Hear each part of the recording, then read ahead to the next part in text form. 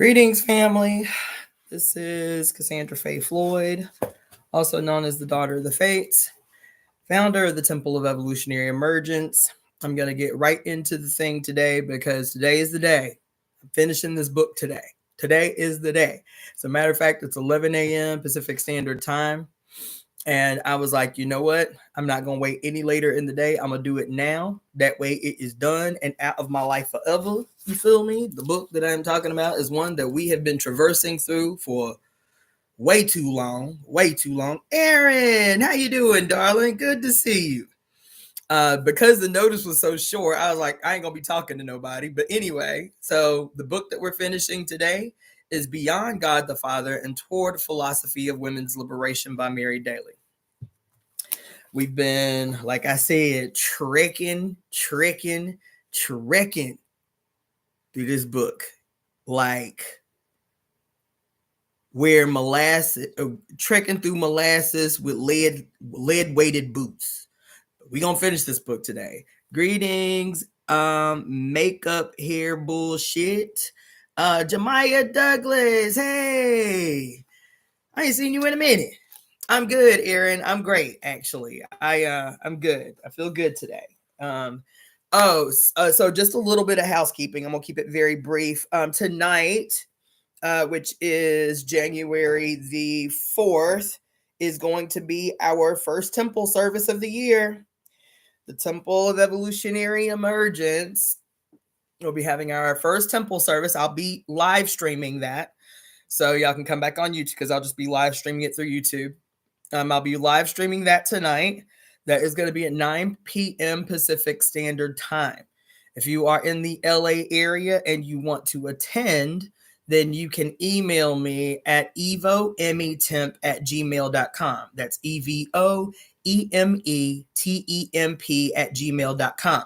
EvoEmeTemp@gmail.com. If you're in the greater Los Angeles area and you want to attend the service this evening, make sure to email me and I'll send you the address for Aligned Studios, which is where we're going to be doing it at. Greetings, voiceover by Stephanie Marie. Yes. So that's happening tonight. I'm really excited. That's one of the reasons I decided to go ahead and finish this reading today. It's because I have to shift mental gears to get prepared for the temple service tonight. And I still got to go over and help with some little maintenance stuff at the location. So that's happening tonight. This coming Wednesday, is that right? Yeah.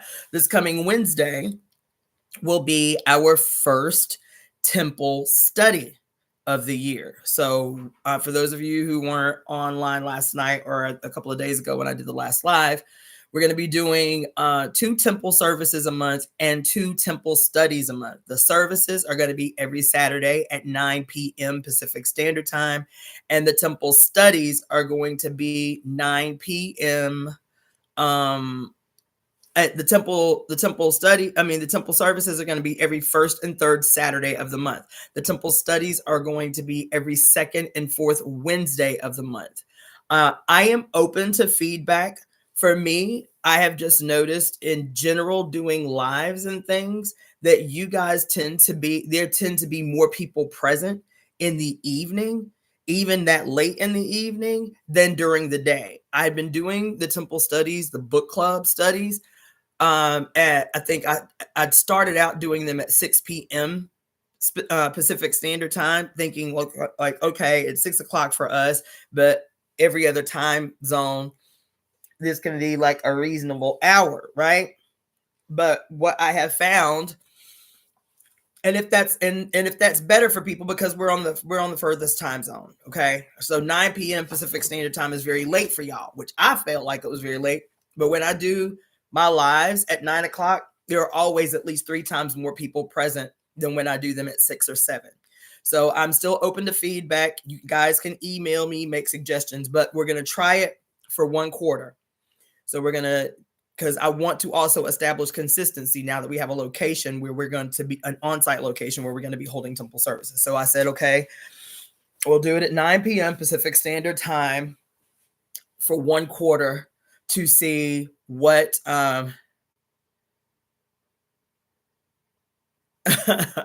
um, to see what the especially, and the reason that I'm doing this again is because I have to establish a local committee, and me doing temple services, via, live stream is just not going to cut it.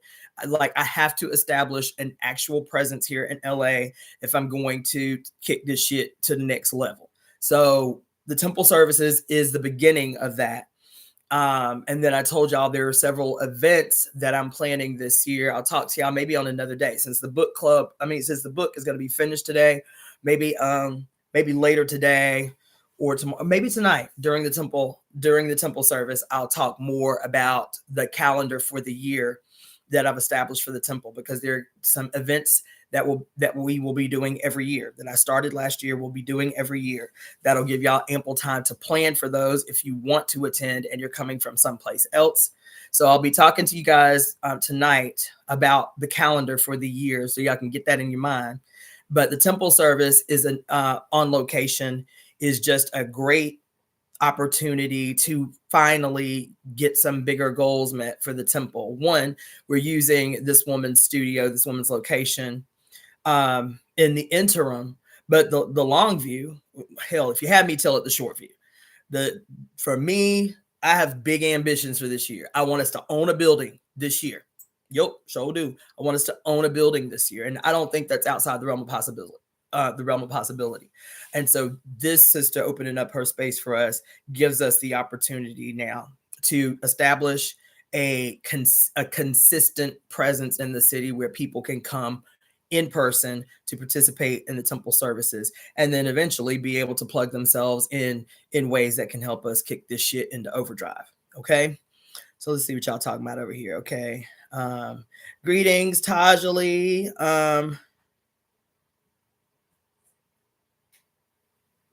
Okay, great, Aaron. Aaron, you said you are in South Africa. Greetings, sons of Brahmana. Let's see. Okay, so that's pretty much the housekeeping. I'm still doing readings, right? And I know I'm not very consistent about marketing those, but I'm still doing readings. So if you want to get a New Year's reading, if you want to get just a basic divination, if you want to, I know a lot of y'all are doing y'all little, New Year's resolutions. If you want to get if you want to receive an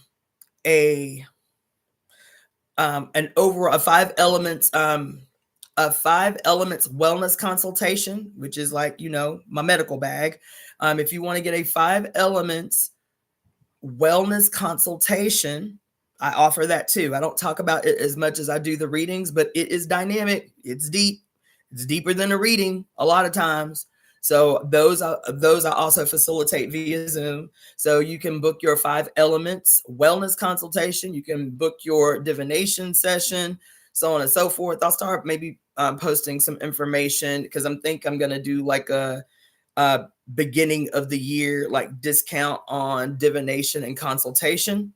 But the consultation, I would recommend to anybody. It is a great way, especially if you have any kind of health or wellness goals that you want to meet in this new year while you're making your resolution. It is a great way to clarify your goals and to make it something that is not daunting and overwhelming. That's what I love about 5 elements theory. I'm trained in every style of Chinese medicine and acupuncture, Korean acupuncture, Japanese acupuncture, traditional Chinese medicine, Ayurveda, the list goes on and on. And of them all, and I find value in them all, of them all, I find that 5 elements theory is just that underutilized system.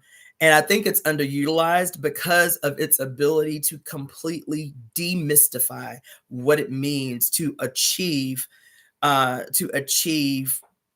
level of wellness that is as optimal as wellness can be in the midst of empire. You understand what I'm saying? Because we ain't none of us gonna be 100% whole and 100% well until we destroy this bitch. But 5 elements theory does offer a really beautiful and relatable way to, one, demystify who you are as an organism, as an entity, mind, body, soul, spirit, and flesh as one. Demystify this in a way so that you know at any given time what is happening to you and where to focus your attention and energy. It is a really empowering system of medicine. And every single person I've ever put my hands on, I teach them 5 elements theory, because my objective is to assist in making you well enough that you don't need my assistance anymore. I hope y'all heard that. My objective, my goal has always been, as a quote healer, as a quote doctor, is to not only intervene in your immediate issue, but to teach you thoroughly and teach you thoroughly enough that you have the ability to intervene on your own to the extent that you don't need to see me anymore. That's what I hope for. That's how I treat people. And that has happened in the years that I've been practicing. So that's what I would really encourage everybody to do. It's a great way to get a complete picture of who you are in this moment and then chart your course based on where you are right now. So I would encourage everybody, get yourself a 5 elements wellness consultation. Thank you so much, Goddess Daja, for the donation. I appreciate that. Thanks for the super chat. So yes, that's what I would say is, and it's an hour-long consultation. And after we do the consultation, it usually takes me about 7 days. But after I do the consultation, I will type up the results of your consultation, my diagnosis based on 5 elements theory, and then the nutritional recommendations, nutritional and dietary recommendations, the herb formula recommendations, and any other activity that you may need to be engaged in, or things that you may need to put on the back burner while you are engaged in. Thank you so much. Oh, thank you so much, Chocolate Sugar. She says she really appreciated the reading that she received from me. Thank you so much. It was good meeting you too. Let's see. Okay. Oh, that's dope. Damn. Y'all look at y'all. Okay, so the email, again, for those of you who are asking, the email is EvoEmeTemp, EvoEmeTemp @gmail.com. EvoEmeTemp @gmail.com. Okay.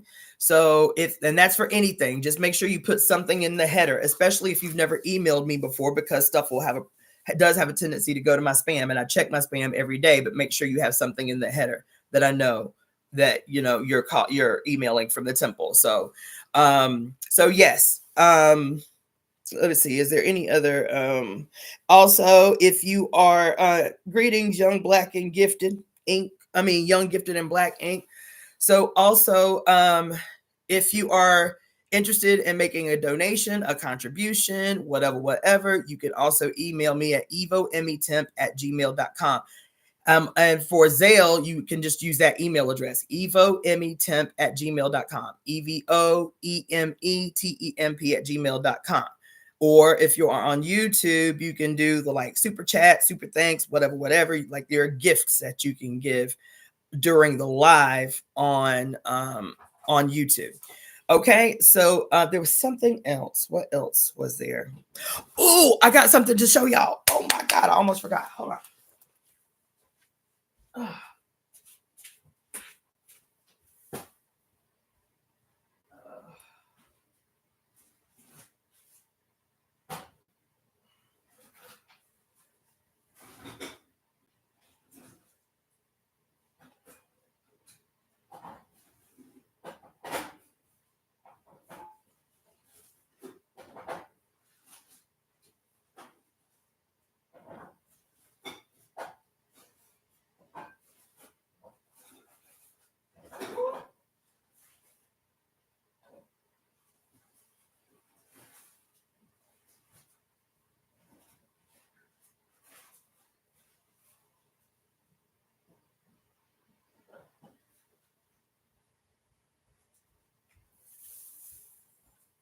All right.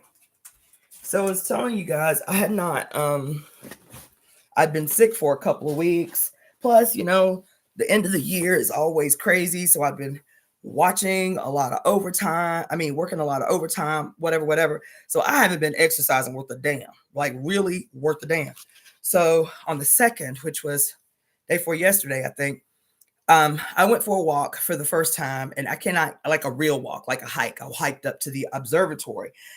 And I hadn't been on a hike for a long time, and I struggled that day, y'all. I was up there heaving and hoeing and carrying on. But anyway, it was beautiful. It was first thing in the morning, so it wasn't crowded. And I was like, you know what? I'm gonna go off the beaten path. Now they encourage you not to, because there's a lot of little critters running around. But I was like, you know what? Let me just be away from the crowd, because it's a really like densely hiked path, right? Baby, I went off in this little cut. It's like 7 o'clock in the morning, and I looked down and I was startled at first. I was like, oh shit, because I thought it was a snake. Guess what it was?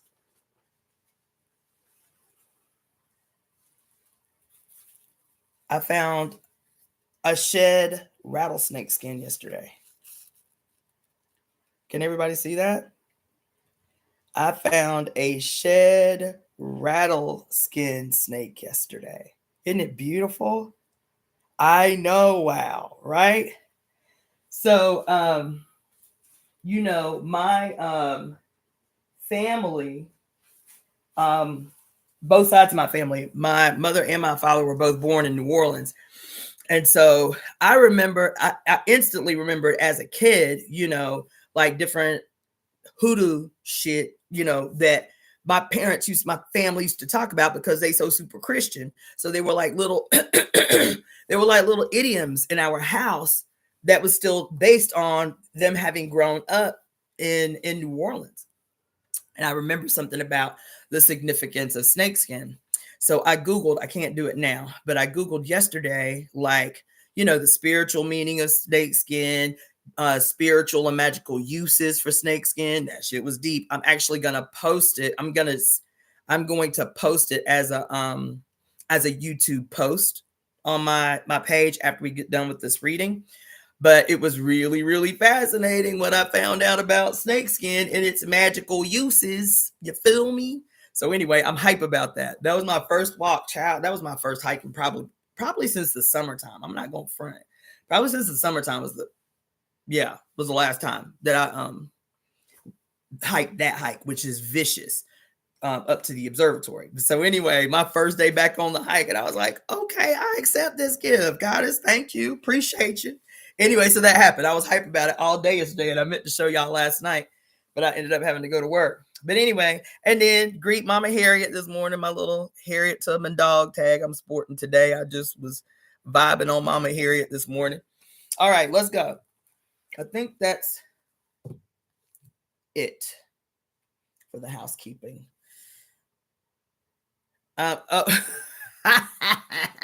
Tajali, girl, okay, listen. Tajali is kicking my ass about the Wicked review, right? Which she is justified in kicking my ass about it, because I have taken, you know what I may have to do is, because I know how I be. You feel me?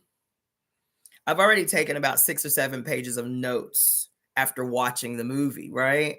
But I, being a Virgo sun and a Capricorn moon, have a bad habit of being a perfectionist, right? And so I'm like, damn, man, maybe I need a little bit more. Maybe I need to go into this a little bit deeper. But I think what I'm going to do, thank you for doing that, Tajali. Thank you for doing that, because that is an affliction that I have, is my tendency towards perfectionism handicaps me a lot.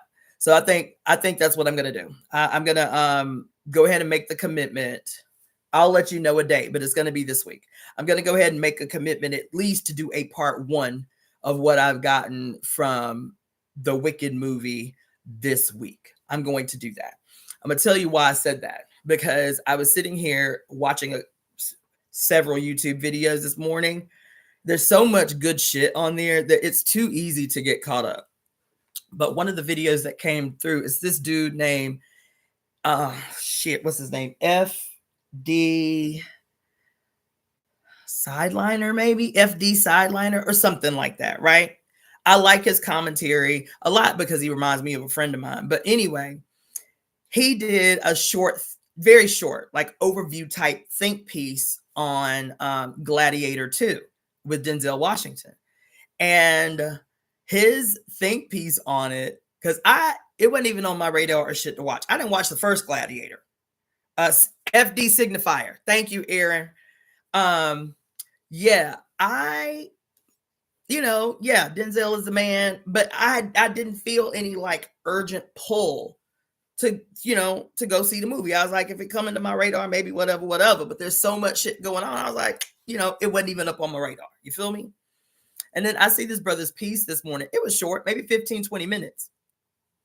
But baby, I was like, oh shit, this on my list. Like right away. Like I'm probably gonna be up in that shit tomorrow, watching Gladiator, the second Gladiator, just because of FD Signifier's little commentary on it. I had no idea.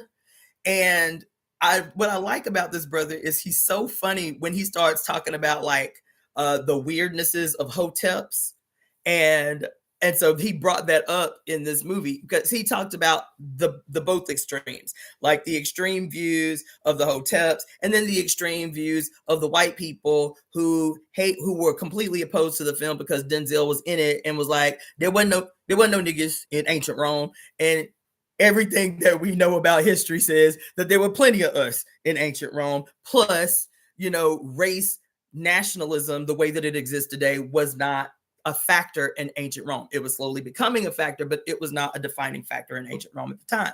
So his commentary was dope. So go check it out today because I'm going to watch Gladiator, if not today, tomorrow, so I can follow up. Because in his little commentary, I will say this.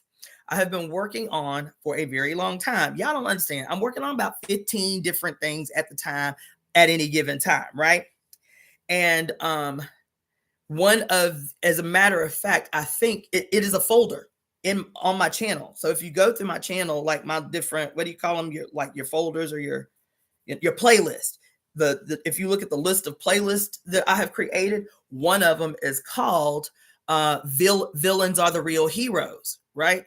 And in there, the reason I did that was because it was an idea that I had been thinking about and still intend to do. One of the many fucking ideas that I have and have to free up the time to do, but was to do a deep dive into all the Disney villains and why they were right? And so that was how it started, was wanting to do a deep dive into the history of Disney villains. And so I started dumping stuff into that playlist for later so I could go back and do the research to do this piece called Villains Are the Real Heroes. And so he said something to that effect in his think piece today that, and he was talking about very specific types of movies, like black movies, like he raised the Black Panther and stuff like that, where, we intuitively relate to the villain. But because the villain is the villain and the people who create the movies can't afford for people to identify and relate to the villain, you feel me? The villain ends up having to do something terrible to make you break your initial allegiance with the villain. So you have to do something messed up to be like, well, okay, at least he didn't do this. And I think I talked about that in the past, how my beef with, and I think most people's beef with the Black Panther movie was that we were very clear that Killmonger was the good guy, that Killmonger was an astute representation of colonized Africans throughout the diaspora, and also the working class and oppressed classes of Black people, particularly in the United States. And the Black Panther was a representation of the opportunistic and disinterested behavior of the Black middle class, the Black petty bourgeoisie, right? And so he wasn't wrong when he was like, look, how y'all got superior weaponry, superior technology, and all the things, and y'all been hidden in plain sight. So y'all ain't even on nobody radar as competition, and y'all ain't out here like challenging the state when you see all this terrible stuff that they done did to black people around the world. Like, that's that bullshit. You feel me? And Black Panther's like, look, we just trying to mind our own business. You feel me? They do what they do. We do what we do up in here. Meanwhile, people being decimated all over the world. So we all came out the gate. That scene when he in the museum, and he's like, you know, don't worry, I'm gonna take this off your hands. She was like, this is not for sale. She was like, well, did your ancestors buy it? Like, how y'all got it? Right? And everybody related with Killmonger until they had to do something diabolical, like make the only people that he killed in the whole shit 3 black women. You feel me? And so now we walk out the shit like, but damn, you know, he was hard. He was about that life, but he still got that colonial ass, imperial ass, white nationalist ass ideology that has him project power through the murder and the harm caused towards black women. Feel me? So he mentions, you know, how this is a tendency to make, you know, kind of like a people's hero who is the antagonist. You feel me? And in the beginning, they do that. They reel you in, you feel me, with your emotions relating to the anti-hero. You feel me? But they can't have you side with throughout the whole thing. They can't make you side with the anti-hero. So the anti-hero has to do something terrible and diabolical so that, and in the end, the state always wins. In the end, the state always wins. So I was like, okay, now I got to see the Gladiator. He gave away, like, there was some spoilers in it or whatever, but yeah, that's the next on the list. There's a long list. I know y'all been giving me movies to break down for forever. You feel me? That shit is deep. It takes a long time. I think I was traumatized after I did the Suicide Squad. That shit took so many hours out of my life. Y'all don't even understand. Just the study to do it. Then when I did the breakdown, I don't know if y'all remember or not, but there were 3 parts to that Suicide Squad breakdown, and each part was anywhere from 2 to 3 hours long. That shit took a whole chunk of my life. You feel me? And that's why, like, I wish, yeah, that's why, yeah, Shalimar, Looney 28, everybody coming in the room. Thank you. Sage Page, everybody coming to the room. Thank you so much. Yeah, that's why it takes me so long to do, because I'm not gonna do no 20-minute, you know, just reel you in type of shit like FD, whatever his signifier did. You know, y'all know me. I'm trying to teach y'all something when I'm doing these breakdowns. I'm trying to put y'all on game. I'm trying to sharpen your vision. You feel me? And so it ain't gonna be no simple Ruby Pantera. Everybody that's on the line, thank you so much. It ain't gonna be no simple like 15-minute, like, this what you need to know, here the Easter eggs, whatever. We gonna get in it. And so, yeah, we just need to keep generating these resources so that I'm not losing 30 hours of my life trying to goddamn do a movie breakdown to put y'all on game. Okay? That's all I'm gonna say about that. Okay. All right. So now we're going to get into it. I think that's all the housekeeping, but thank you for mentioning that, Tajali. I'm going to do it. That is a commitment that I'm making. Before next Saturday, I will be doing the Wicked review, at least a part 1 of it, because I already knew, taking the notes, it was going to be at least 2 and probably more than likely a 3-part breakdown of Wicked. That is the commitment that I will make this week. I will do it this week. Okay. All right. So for those of you who came on late, or just coming in the room, we are finishing today the reading of Beyond God the Father and Toward a Philosophy of Women's Liberation by Mary Daly. Today is the motherfucking day, baby. We are closing the binding on this book today. For those of you who've been following along, for those of you who have the book, we're on page 177. And we are literally at the top paragraph of 177. In writing of the new sensibility, Marcuse dreams of a new people who will have broken identity with the false fathers who built Auschwitz and Vietnam, the ghettos and temples of the corporations. He says that, quote, they will have broken the chain which linked the fathers and the sons from generation to generation, end quote. Oh, shit.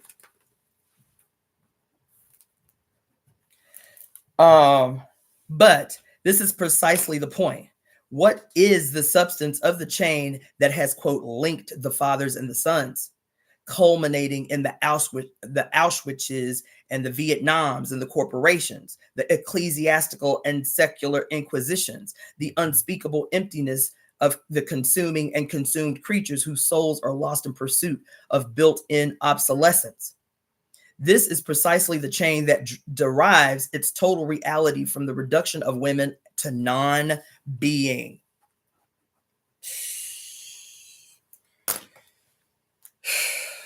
The strength of the chain is the energy. God damn. The strength of the chain is the energy sapped out of the bodies and the minds of women. The mothers and daughters whose lifeblood has been sucked away by the patriarchal system. The chain that has drained us will be broken when women draw back our own life force. The power to regain our own life comes from the discovery of the cosmic covenant, the deep harmony in the community of being in which we participate. The false harmony coerced by the damn. Listen. The false harmony coerced by the chain of the fathers and sons, which dominates our constantly deteriorating environment, has many manifestations. In economic terms, it can be seen as a false concord based upon a false dichotomy of supply and demand. In America, the dominant elite creates the false consciousness of the public, whose alienation is so total that their very being is lost in the commodities they are trained to live for and devour. This is a translation into the realm of economics of the myth of eternal return. It means living out the endless circle of meaningless desires never fulfilled, pouring human being into the insatiable chasm of non-being. Damn. In contrast to this hell-bent, quote, harmony, the concord, which is cosmic covenant, is found in the process of rupture with the continuum of rapism, our imposed artificial environment. The power of imagination is unchained, and we see, hear, feel, breathe in a new way. Our perception reaches beyond the ugly and the beautiful of the great chain of non-being. Woo! In the refusal of our own objectification, those who find the covenant find something like what Buber called the I-thou. This happens first among women as sisters, and as we have seen, the discovery contains a dynamic that makes us aware of the verb who is infinitely personal, who is non-refutable, non-reefable, present and future in the depths of our present future I-thou. This verb is the eternal thou. The contagion of this refusal of objectification extends outward toward male liberation, opening up the possibility for I-thou between women and men and among men. This great refusal of rapism, God damn. This great refusal of rapism clearly means refusal to rape earth, air, fire, water. That is refusal to objectify and abuse their power. Let me stop. This is the last thing I'm going to say. At least I'm going to try. So let me tell you one of the videos that I saw this morning. And I know y'all have all heard about it. We only into day 4 into the new year. And these headlines have been berserk. Okay? Like over the top berserk. So yesterday, there was this leak of a mass arrest that had happened, I think in Germany or something. Maybe it was Germany. And because of this thing that has happened with,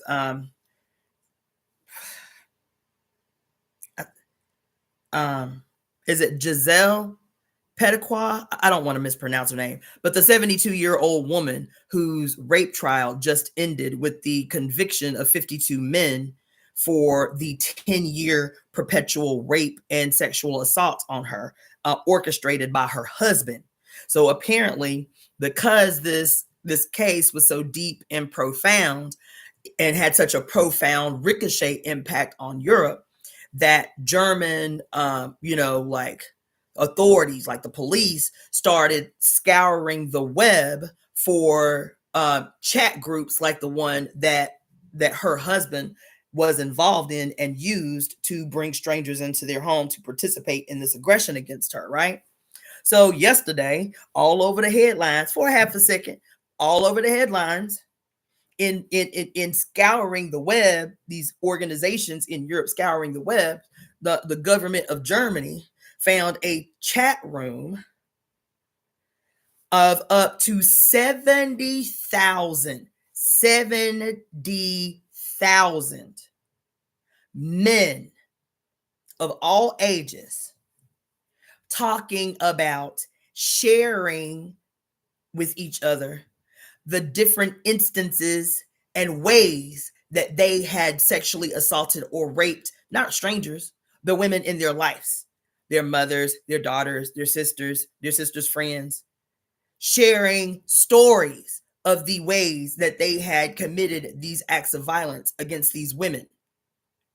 Every single man in the chat, 70,000 men in the chat, were sharing stories of how they had committed some sexually violent act against the women closest to them, and teaching others how you too can get away with these things that I have gotten away with.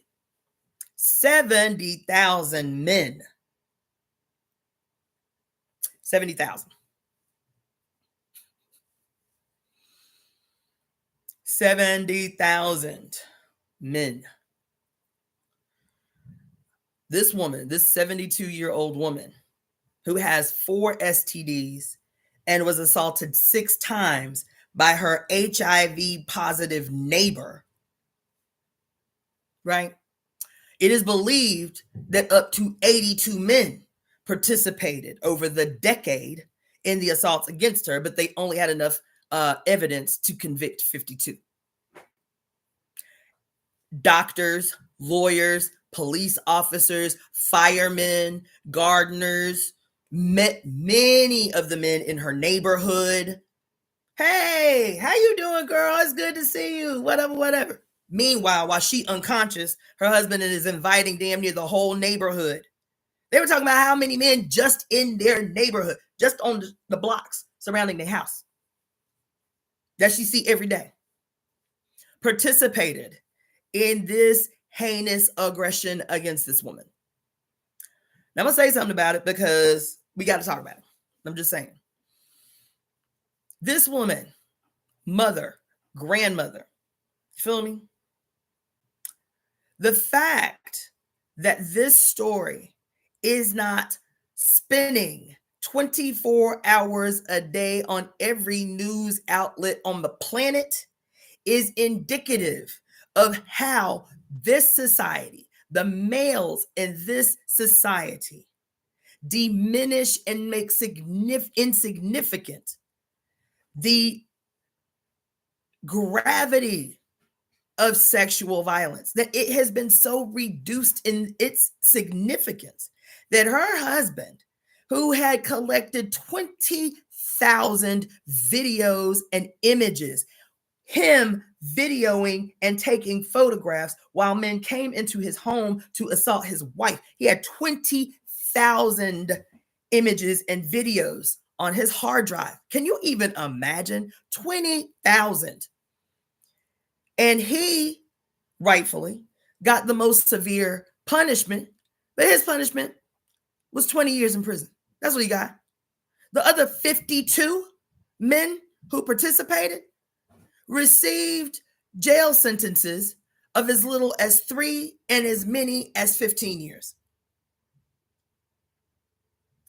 The fact that this was so dark and deep and insidious and unimaginable, not to mention the fact that she was like, she kept telling her husband, something is wrong with me. She kept going to the doctor. The doctor was like, I don't know what's wrong with you. Because her husband was present. I don't know what's wrong with you. We can't figure out what's wrong with you.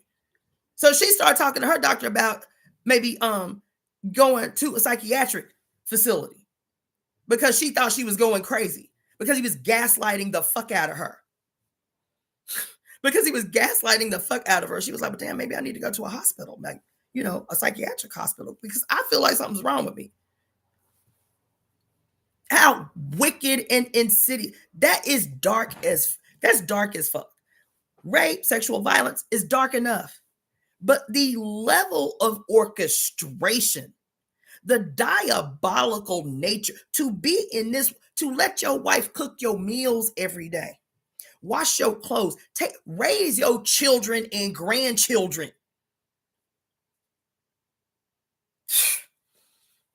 Do the grocery shopping. Hey, sweetheart, how you doing today?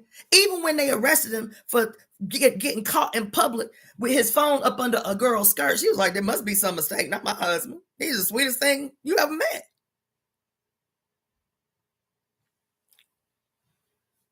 Imagine the amount of insidious, wicked gaslighting that had to happen for this woman to never suspect that what she was experiencing wrong with her body has something to do with her husband.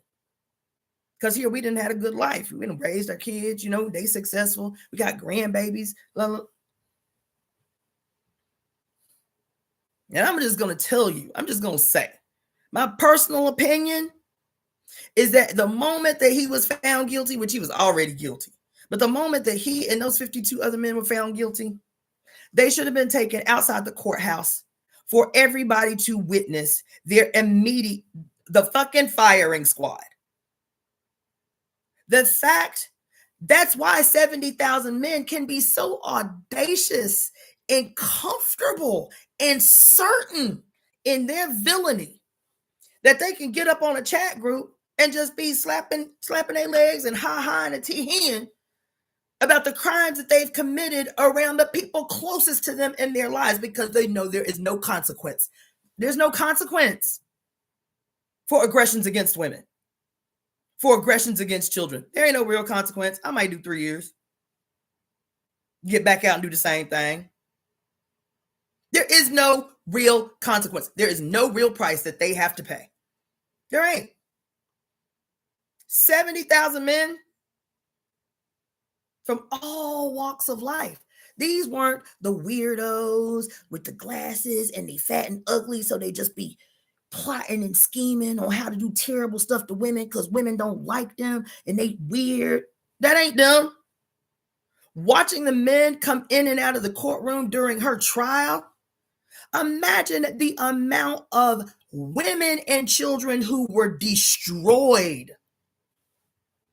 in a multiplicity of ways because they find out that the person that they have idolized as the provider, as the protector, is a goddamn monster. Is a monster who has been leaving the house at night to go rape a 72 goddamn year old woman. All these women, and nobody is talking about it. I think I saw one news clip about the ripple effect, the radical ripple effect of this trial and the hundreds of women and children that have been impacted by knowing that the person that they rely on as, quote, protector and provider is going to jail. And this woman had the courage to make it public so that everybody know their damn name. Everybody know their name. Everybody know where they work. Everybody know what the fuck they did. I want everybody to see what they did to me. That's what she did. That's what she did. That's what she did. But imagine, these men didn't just commit this aggression against this old unconscious woman. The gravity of the goddamn betrayal to the women in their lives, not only to their wives and children. Imagine the devastation, heartbreak, despair, and betrayal experienced by the mothers of every last one of these diabolical motherfuckers.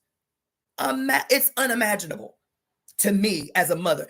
It is Incomprehensible the amount of heartbreak these women must be experiencing. And I know how women are. So the first thing they're going to do is, what did I do? Like, how did this happen? I thought I was a good mom. Like, how can I create this? Like, why would he do this? Why would he turn out this way? And then we get up on here yesterday, and everybody talking about the 70,000 men in chat groups telling stories, exchanging stories about the violent acts that they have committed against the women in their lives. And then the 2 videos that I saw about it were videos that were created by male content creators. They had as reasonable a conclusion about the gravity of this thing that I think a man is capable of having. They had just like I was saying about the brother that interviewed the sister yesterday. There is a point without the guidance of women, without the influence of women, without the direction of women, there's only a point. There's only a certain point of conclusions of progressiveness that men have the ability to come to. I'm trying to tell you. And so these 2 brothers who are doing the videos that I saw this morning talking about this case, and one brother was like, and the conclusions that they were coming to that was the cause were so base level and simplistic. Like I said, they just cannot come to the right conclusions on their own. They cannot come to the right conclusions on their own. It's impossible. Even if they aren't rapists, even if they do not commit crimes against women, the conclusions that they have the ability to come to are based still on their proximity to fucking power, to the presentation of power in this period. They can't go deep enough. And so they talking about, one dude was like, well, I think the only way that something like this can happen is because of porn, and males are socialized to see porn, as the way that sex is, or some dumbass shit like that. That was the conclusion that he came. His conclusion for how 70,000 men felt so comfortable talking about the crimes that they committed against these women, that his conclusion is that porn is the cause. That's it. That's it. The other dude, he was like, the other problem is that y'all niggas don't say nothing. He said, imagine these 70,000 men in this chat room. And imagine you go into the chat room and then you see what the chat room is about. And you like, oh no, this ain't no shit I'm with. But you don't say nothing. You just leave the chat room. You don't bust the shit up. You don't call nobody out. You don't say shit. You just be like, oh no, these niggas with some other shit. Like, no, this ain't nothing I'm about. He said that's one of the biggest problems is that men in this freaking cult of toxic masculinity, in this cult of patriarchy, even if they are the 1 out of 10 men who don't rape, who don't commit acts of violence against women and children, still who consider themselves good men, will not challenge the other 9 that they know ain't right, know are pieces of shit, know are diabolical as the day is long. He's like, that's part of the problem is y'all don't say shit. Y'all don't advocate for women. Y'all just say y'all good men because y'all don't do the shit that other men do.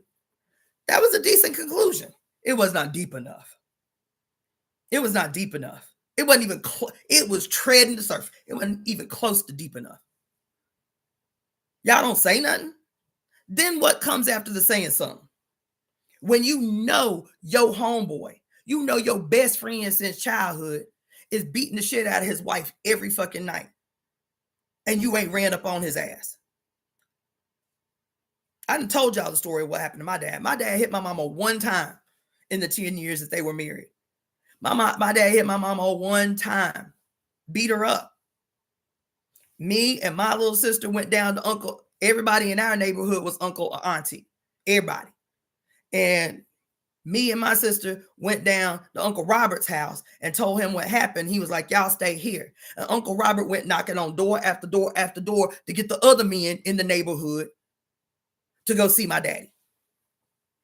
And my daddy never put his hands on my mama again after that. It wasn't even something that had to be debated about. We knock on the door, Uncle Robert, daddy beat mama up, daddy beat mama up. He was like, all right, Genovia, Watch the babies. And watched him quickly knock on the next 4 or 5 doors before you got to our house. And mama came out the house and daddy didn't.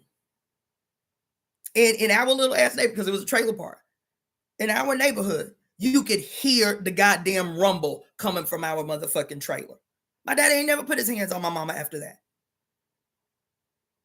So even while some of y'all be talking about, y'all don't call men out, you quote good men, because that's what both of the brothers were saying. You good men don't call other men out when they say crazy shit or when they do crazy shit or when blah, blah, blah, blah, blah. We long past calling bitches out. We long past that. And that community that I grew up in, that was the last community I ever saw like that. From that period in my life in the 80s, I ain't never seen another community like that. I'm not saying they don't exist, but I ain't seen them. I have not seen them. So you quote good men, y'all stay dropping the ball.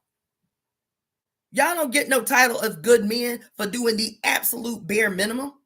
Just quote, not your definition of being a good man is not hitting a woman or not committing acts of violence against women. That's your definition of being a good man. 82 men who were, quote, upstanding citizens, providers, and protectors were the ones that did that shit. This wasn't weirdos. This wasn't lurkish, snakish weirdos lurking the streets, roaming to be predator. That's not the majority of aggressors against women anyway. When you're talking about the radical increase of femicide around the world since COVID, damn near 31% jump. Every major nation on earth has experienced an increase in violence against women. And 80% of that increase is by motherfuckers they know. People they supposed to trust. So y'all ain't even, listen. So I don't want to hear it. I don't want to hear you a revolutionary. I don't want to hear you a gangster. I don't want to hear you a boss. Yeah, I would boss up on these. I don't want to hear none of that shit. Because in my lifetime, I have seen what men with principle do to men who have no principle. I've seen that. It ain't no shit I have to imagine. I have seen it. I have seen how men behave when they know that there is a parasite living in their fucking community. Child, I heard stories growing up about some uncle so-and-so or some man in somebody's family get found out doing something terrible to a child. Next thing you know, everybody in the family talking about what happened to brother so-and-so, to uncle so-and-so. Oh, he got on a bus somewhere and just decided he was going to move to another town. Never to be seen again. These are the stories I grew up hearing in my lifetime, just in little Mississippi and just in little Alabama, about how the community took care of parasites in the goddamn community. I was in an organization where an elder in that organization told me this brother and this sister had been married for 15 years. In the party, they weren't like, just people who come to meetings every now and again. These people were in positions of leadership in the party. And the whole while, she done had 5 kids for this nigga. She raising her babies and teaching and doing the revolutionary work. He is in a high position of leadership in the revolutionary organization. Meanwhile, damn near 3 nights a week, he beating the shit out of her and being deliberate about not hitting her in the face so nobody in the party knew he was fucking her up.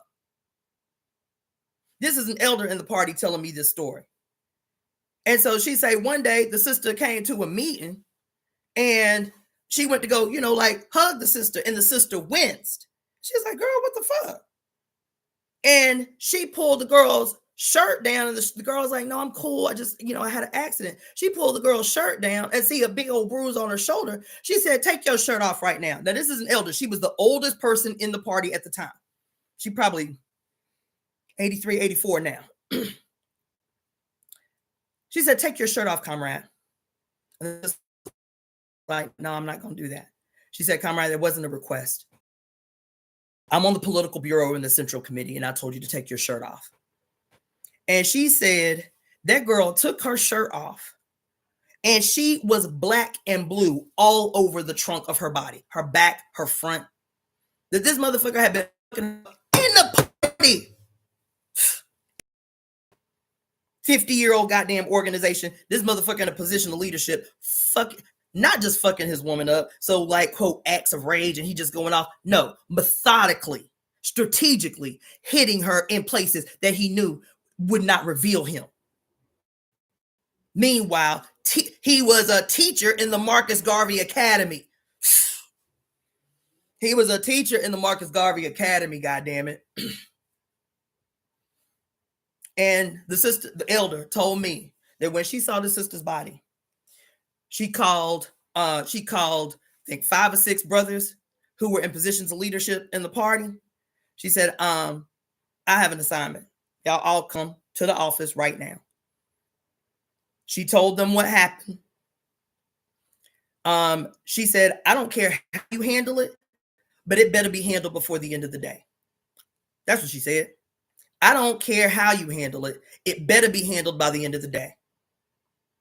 Next thing you know, the chairman is getting a call from the fucking hospital about how this dude done been jumped and won't say what happened, but he is in the hospital fighting for his life. The police come because of the gravity of his injuries and question him. And he was like, I ain't see who it was. I got jumped. I got jumped from behind. I got jumped from behind.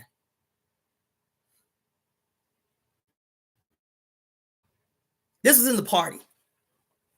This was in a veteran revolutionary organization where the oldest woman in the organization said, get y'all asses here to the office right now. You got 20 minutes. This is what happened to our sister comrade. This is who the fuck did it to her. Y'all got to the end of the day to handle it. And there wasn't no debate. It wasn't up for debate. And it got handled. And from that moment, that nigga never put his hands on his wife. So I don't want to hear it. I don't want to hear the excuses y'all weirdos make about why the world still looks the way that it does. And every reason that y'all got has something to do with some, quote, inherent weakness of women. Y'all, this is y'all problem to solve. Violent acts against women's bodies,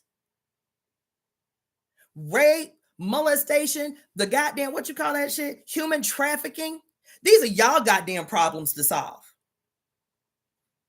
Every complaint you got about women shouldn't be giving y'all motherfuckers nothing. Shouldn't even be sharing oxygen with you until you solve this motherfucking problem. That's real. That's word. I didn't want to go off on that like that, but this shit is exhausting. And every problem in the world is somehow laid at the feet of women, 1, to take responsibility for, and 2, to solve. I don't want to hear another discussion come out of the mouth of a man that does not involve how we men gonna solve this problem. How we gonna solve this shit that exists in the world? If we the kings, we the protectors and the providers. What does that look like for the whole community? Not just the boo that happened to be giving us some ass at the time. How are we going to solve these problems? And if you do not take up the mantle to solve the problem, don't get upset, dismayed, and bewildered when women take up the goddamn mantle to solve the problems, because you ain't going to like the solution that we come up with. I promise you. I promise you that. Y'all are not ready. Y'all ain't ready to receive the solution that we have come to about what it's going to take to end our goddamn suffering on earth. That's a promise. That's a promise. That's a promise. That's a promise. Discussions about which are you choosing, the man or the bear? Bitch, I choose my life. I choose me. I choose my children. I choose my mother. I choose my sisters and my friends. I choose them. And if you want to be one that I choose to include in that, bitch, you got debts to pay. You got tribute to make. You have tribute to make.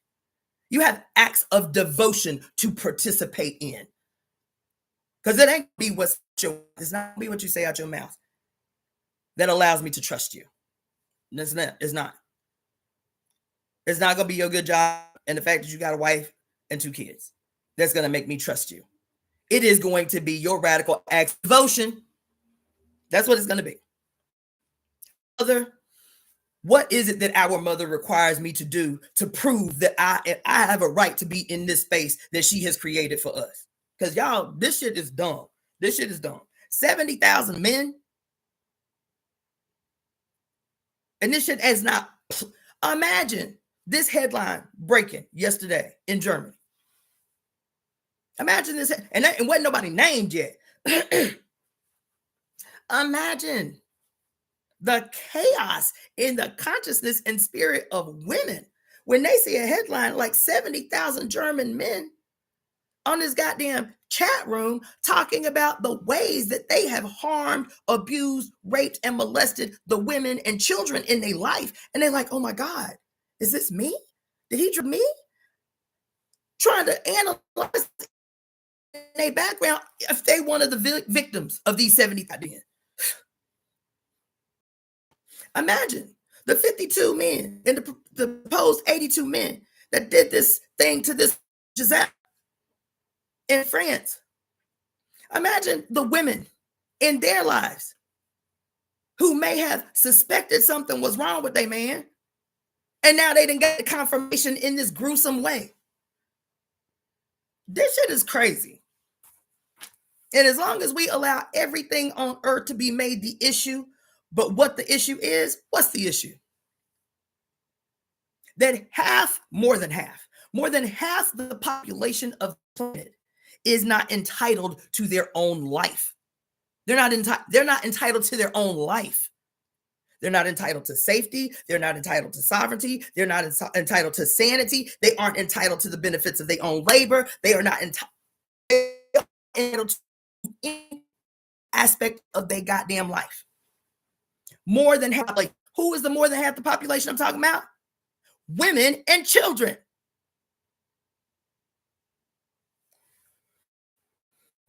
I don't want to hear it. I don't want to hear think pieces. Fine. The 2 brothers that had the little something progressive to say about this thing. I'm not interested in that shit. That shit don't impress me. Your little feeble attempts at coming to some kind of reasonable conclusion about how this can happen. I'm not interested in that shit. That's some dumbass shit. That's some dumbass shit. That shit's so weird to me.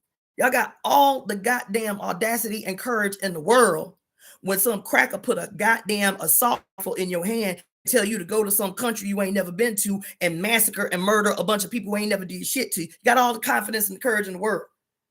But when it comes to the women in your own neighborhood, 1 of 3 that you know have been abused in some way, you ain't got no smoke for nobody. I told y'all about that damn documentary. Y'all need to see. I need to see if I can find it on YouTube. I watched it on YouTube. This black FBI agent doing a whole documentary on the history about why black men have been some of the most successful serial killers in the United States. My mind was blown.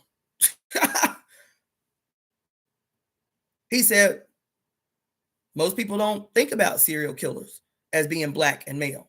They think the typical white male, ages 24 to 35, middle class. He said, but the reason that people cannot even conceive of the idea of black males as serial killers is because they do not value women.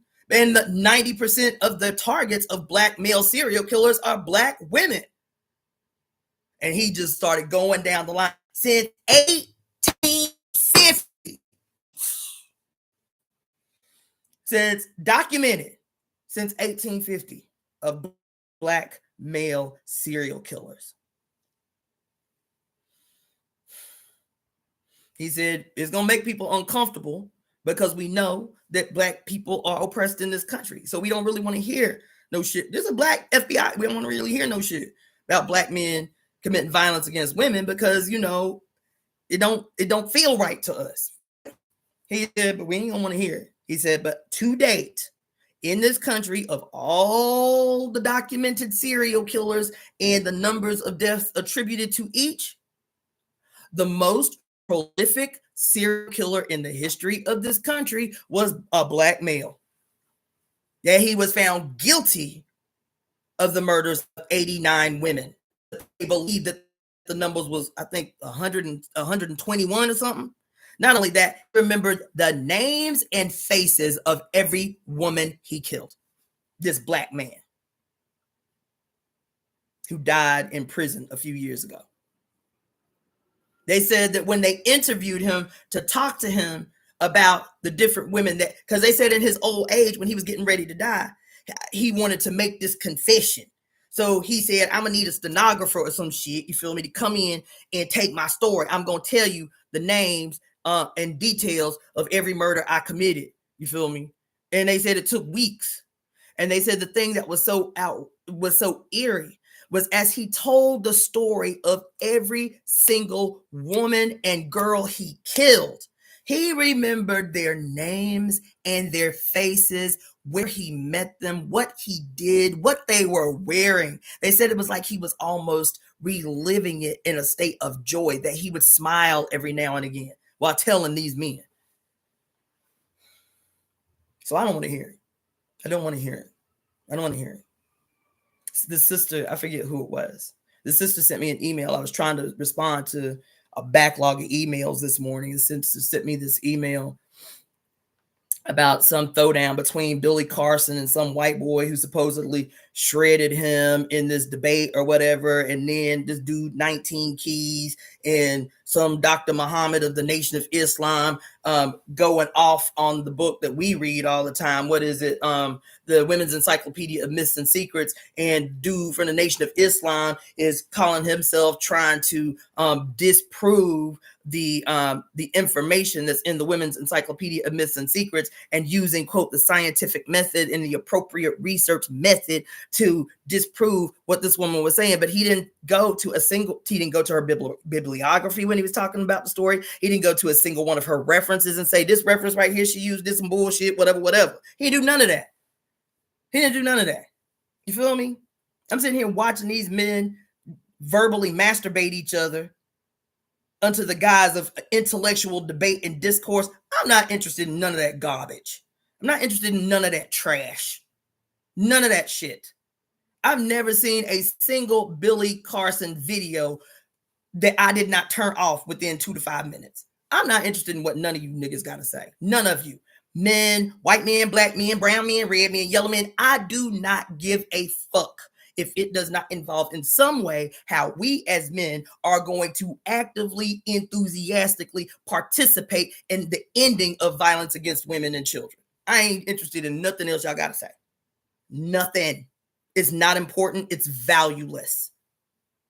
Shit got me in my motherfucking feelings this morning on this dumbass shit. Y'all stay coming to the wrong conclusions because you opportunists. You want access to women, so you prop yourself up on a mantle called I'm the one good man out of many. It's not all men. I'm not like them, but what you do against them, what you do in opposition to them. Shut up. Just shut up. Just shut up. Just shut up. And I'm going to tell y'all one more thing. I love y'all all. Every last one of y'all that log up on here, the men and the women. Men and the women. I love all y'all because I love us and I love the goddess and y'all her children.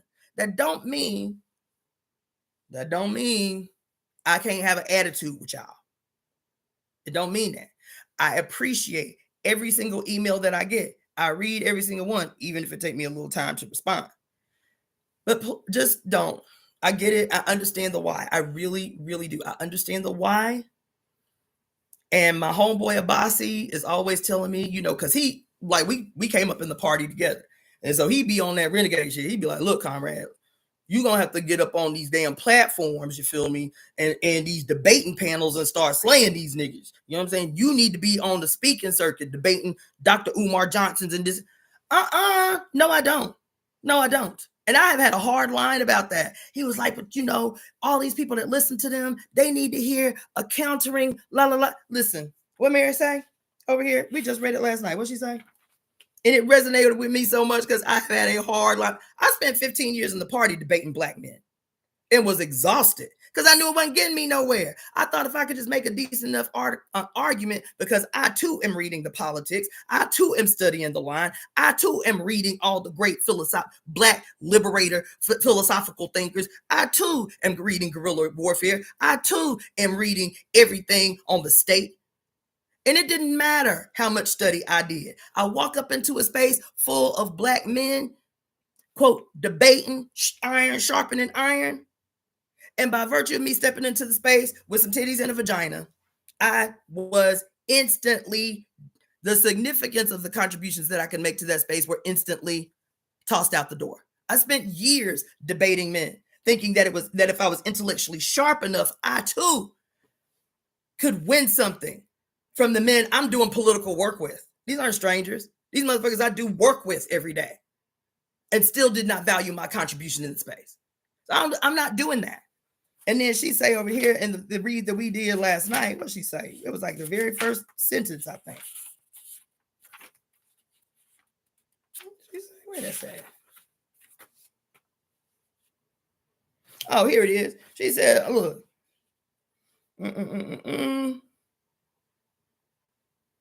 She said, the source of the energy is women's participation in the power of being, as we hear and speak forth our own new word, our own new truth, our own memory of a history that's been denied us. It is not yet time for dialogue with those who have stolen the power of speech and made all language a system of false words that benefit only males. That's why I'm not debating y'all. Y'all can keep stroking each other's egos in these spaces, but please don't send me that shit no more. Because I'm gonna watch. That's the problem. I tell y'all don't send me that shit no more because I'm gonna watch it. Just out of respect for you taking the time to send me an email, I'm gonna watch the bullshit. At least as much of it as I can stomach. I'm gonna read the article. At least as much of it as I can take without feeling, emotionally assaulted. So please don't do that. Don't send me no shit about Billy Carson. Don't send me shit from 19 Keys. Don't send me no shit from Umar Johnson. Don't send me, what's that other nigga name? The Muhammad dude who is the Dr. Muhammad who be doing all the, nigga, you in the Nation of Islam. There ain't shit he can teach me. So don't do that. Don't send me that shit. I'm not interested. And I have done 20 plus years of studying the words of men, of studying the ideas of men, of studying the philosophies of men, of studying the contributions and the what's the word I'm looking for? The accomplishments of men. I know everything there is to know about men. I'm done. I don't need to know anything else about y'all. We need to be spending any time that we are spending studying, men included in this statement, by the way. Men included in this statement, by the way. As a matter of fact, everybody, men, women, all the genders in between, and every race on earth. We need to be anytime we spend studying, anytime we spend watching some shit, anytime we spend reading, anytime we spend in conversation with one another about how we're going to change this shit, needs to be centered around the other half of human history that has been deliberately kept from all of us, that might garner some insight about how we can radically and rapidly change this shit. You need to be in women's studies. You need to be reading that shit you was always told you shouldn't read, by women, by Black women, by red women, by brown women. You need to be reading, if you quote a spiritualist and you all into like Hindu spiritualism and shit, bitch, read what came before the Vedas. Read that.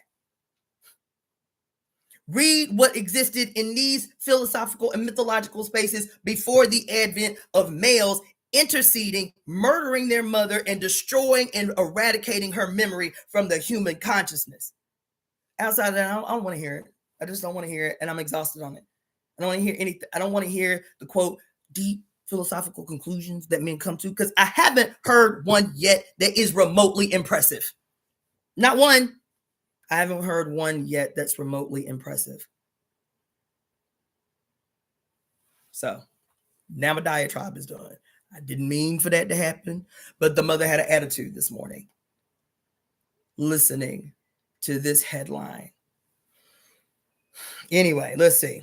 Let me see what y'all talking about, because I said a lot and y'all was going off in the comment section. Let's see. This that's a long ass YouTube name. God entered my body as a ghost body, my same size. God entered into my body, and I started making love to women and men with God inside me. I feel God moved, and he, okay, whatever, child. It needed to be said. I'm upset as hell too. Yes, Aaron Pfeiffer. First step of feminism for men is to address other men. We don't have to get into this too. It may be a live that I do this week, because I've mentioned it several times over the last 2 weeks, and it keeps coming up. I think another live I'm gonna probably try to do this week is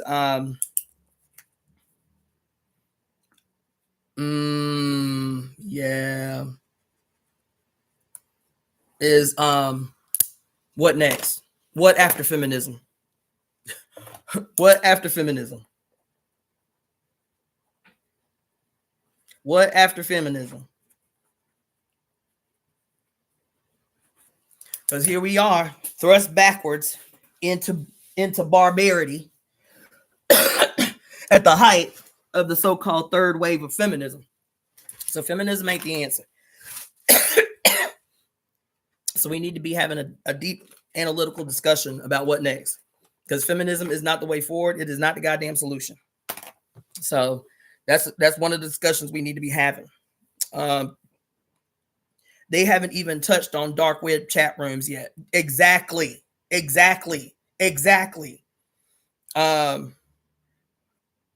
see.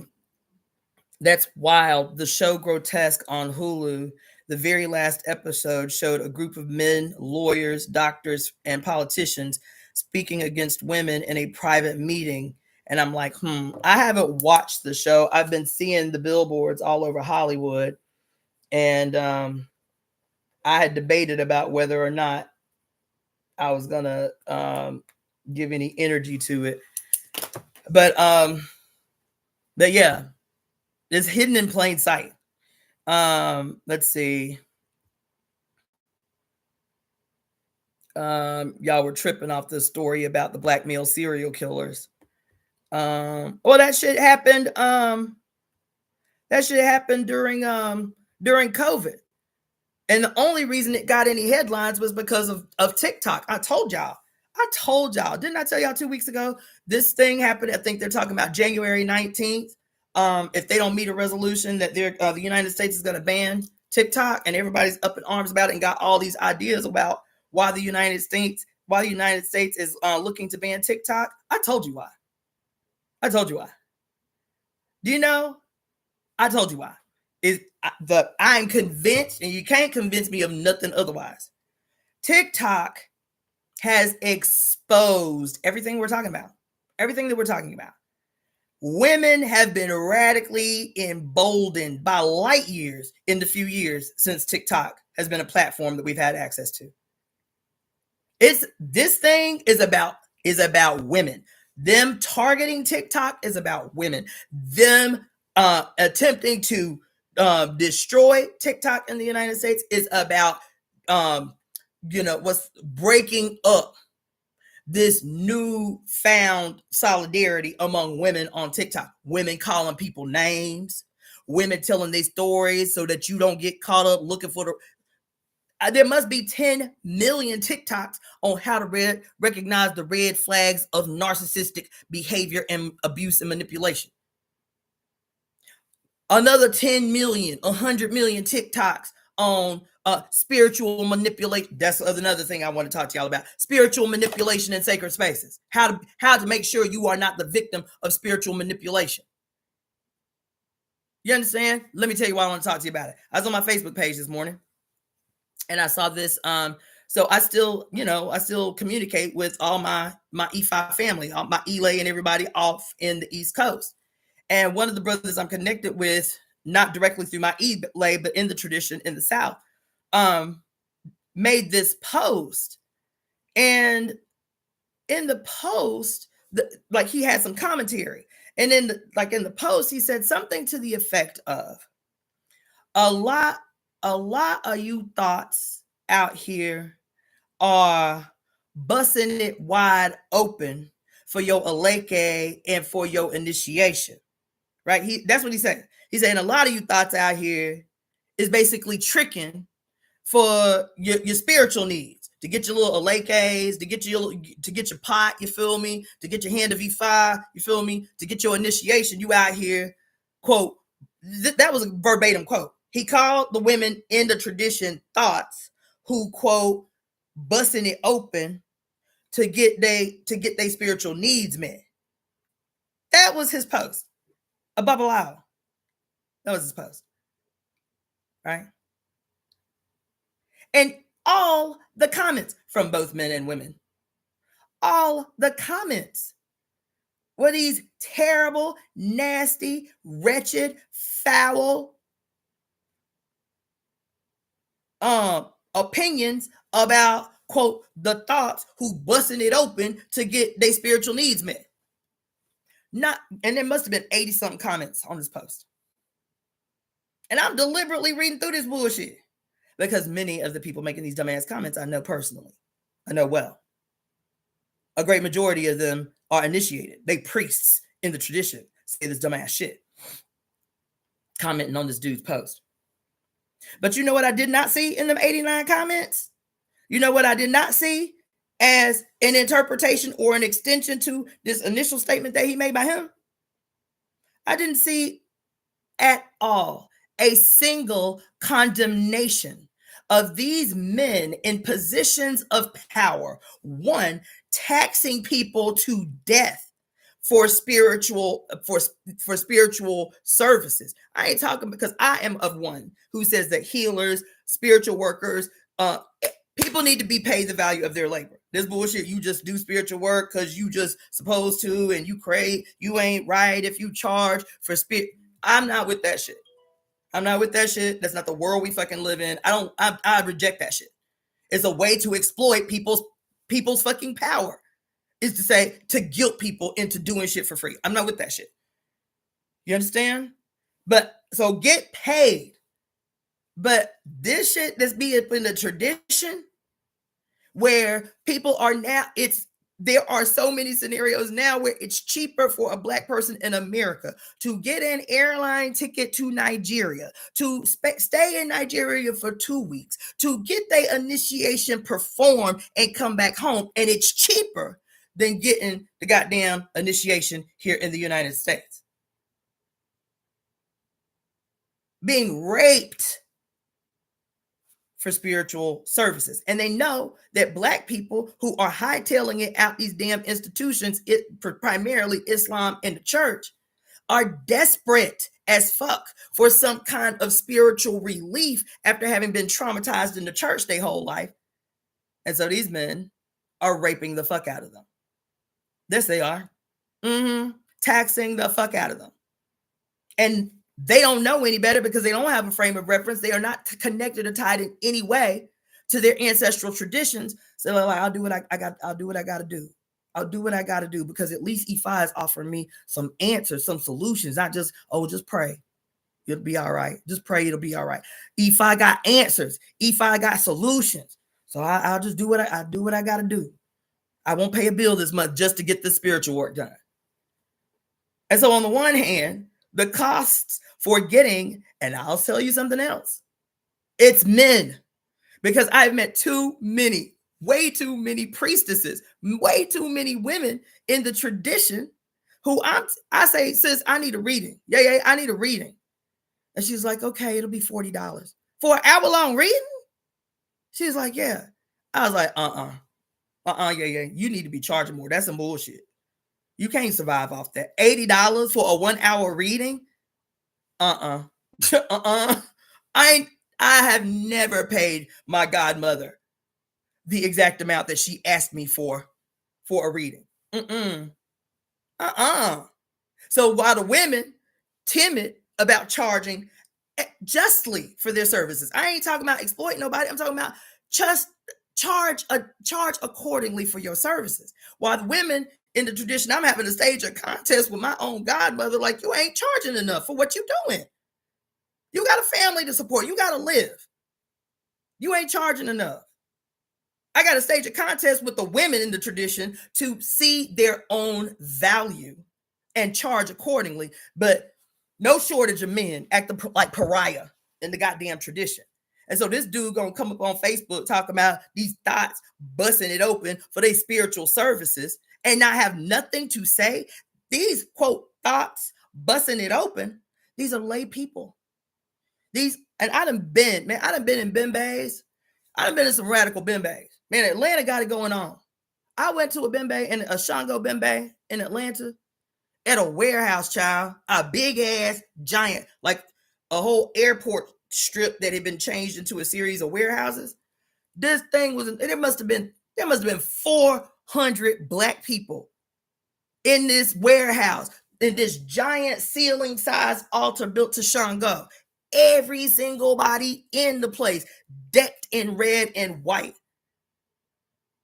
And 75% of the people in the warehouse was what y'all would identify as hood niggas. Young black men and women with grills, tattoos on their face. The little sisters got their little rainbow colored, weave on. Like as hood as you can imagine, hood. In there with their babies. I'm telling you, young Africans, young black people, 17, 18, 19, you can tell they hood, like the kind of hood that you be like, yo, you got it. You understand what I'm saying? Hood. I said, this is the most radical shit I've ever seen. These young black men and women with their babies and their children and their baby mamas knowing all the songs. So excited to have something that resonates with their goddamn spirit. Up in there singing the songs, doing the dances, bigging up Shango, by laying to the priests and the priestesses in the goddamn space. It was today the most radical bimbe I ever been to. All these young black people. That shit was so invigorating to see how excited these young people were for the tradition. And to hear a Babalawo say, this was the best thing that ever happened, was giving the tradition to these young people who got all this access to this money. And then this nigga gonna talk about the thoughts busting it open. Who he talking about? Who he talking about? The thoughts busting it open for their spiritual service. Who the fuck he talking about? The same young people who ain't got a pot to piss in or a window to throw it out of, but they so on fire for the goddamn traditions of their ancestors because it's speaking to them. And so they'll do whatever the fuck it takes to be able to afford these exorbitant prices that you charging poor working class black people in the middle of Atlanta. Who the thought you talking about? Who the thought you talking about? And you ain't got nothing to say about these babalaos who are accepting the busting it open of these young, quote, thoughts, needing to get their head read, needing to get they roots readings, trying to understand what the fuck is happening to them in this goddamn world where nobody else is offering a goddamn explanation or a solution. And you talking about, and all the women in the feed co-signing on this dumbass shit. One of you, I don't remember who it was. One of you got a reading from me, and I know you're on. I know exactly who it was. One of you got a reading from me not too long ago, 2 weeks ago from me, and was saying that you had been debating back and forth about, because Ifa kept coming up to you. Ifa kept coming up to you and debating about whether you were gonna go start doing this work with this particular Elay. I love the tradition. To date, right now, I still think it's the most incredible thing that's happened to me in my life. It was the most mind-opening. It was the most radically pivotal moment in my life was when I was introduced to Ifa. I love the tradition. But in good conscience, of the many Elays that I know, priests that I know in this tradition, unless your Elay was like my Elay, and all the chief priests in the temple were women, I would not tell nobody in good conscience, yeah, go do that. I would not do it. I would not do it. I would not do it. I love the tradition. I still get readings every once in a blue moon. I will never let another male in any tradition have access to my head. I will never let another Babalawo read me. Never. I would never tell a woman to let some man into the majesty of her headspace. Quote, divine for her. I would never do it. You won't have me out here doing that bullshit. You won't have me out here doing that bullshit. So to the person that asked me that, if you can't find a female priest that you trust, if you can't find an Elay that is dominated by female priests, honey, you better study the Orisha by yourself. You better study the Orisha by yourself. And then let spirit communicate directly through your own studies. You don't need no intermediary. Get up in them books. There's too much information now available about the history of our tradition, that it ain't guesswork the way that it was when I entered the tradition. So don't. Anyway, man, I didn't mean to do that. But I've been wanting to talk to y'all. I've just been reading a lot and then going off about reading. But yo, and so we gonna have to have some seriously uncomfortable conversations, even about the role of men, because there have been several men. There are several men who are at least within the capacity that the temple is now, which is mostly this. But there are men, one of whom is on our founding committee, who are down with the temple, who are down with what the temple is about.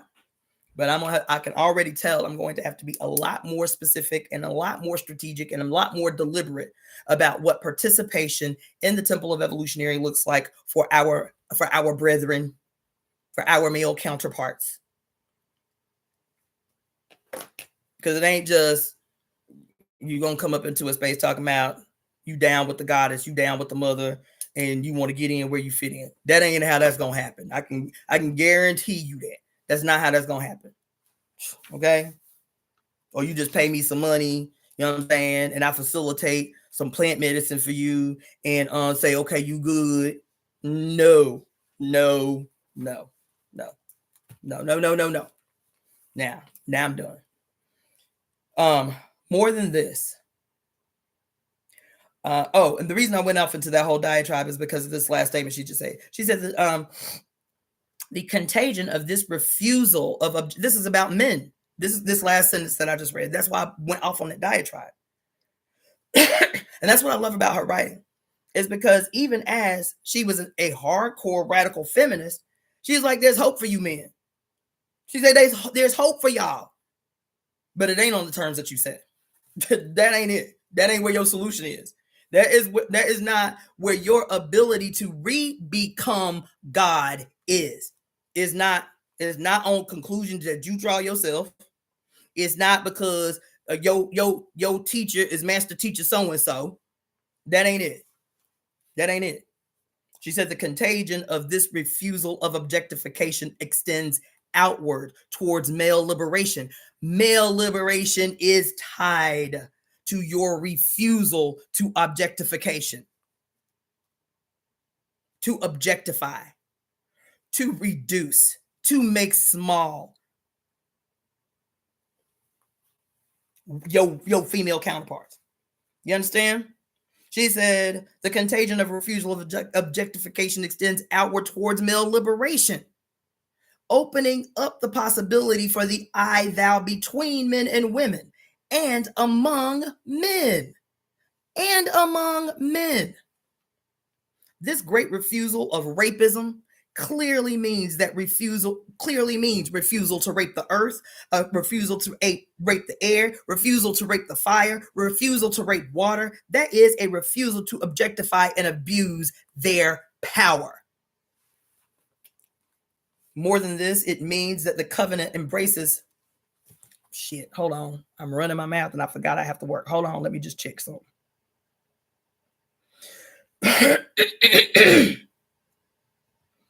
What time is this thing?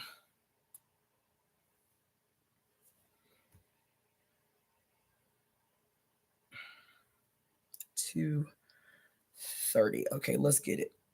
Because I have a client at 2:30. It's 12:35 now. All right, let's go. Um, I may not finish because I was running my, well, I don't know, I may finish. Let's go. More than this, it means that the covenant embraces our sister, the earth, and all of her non-human inhabitants and elements. It embraces too our sisters of the moon, our sisters, the moon, the sun, and her planets, and all the farthest stars of the farthest galaxies. For since they are our sisters in the community of being. The question arises of how to speak of our relation to these non-human sisters who speak their word, but in a non-human way.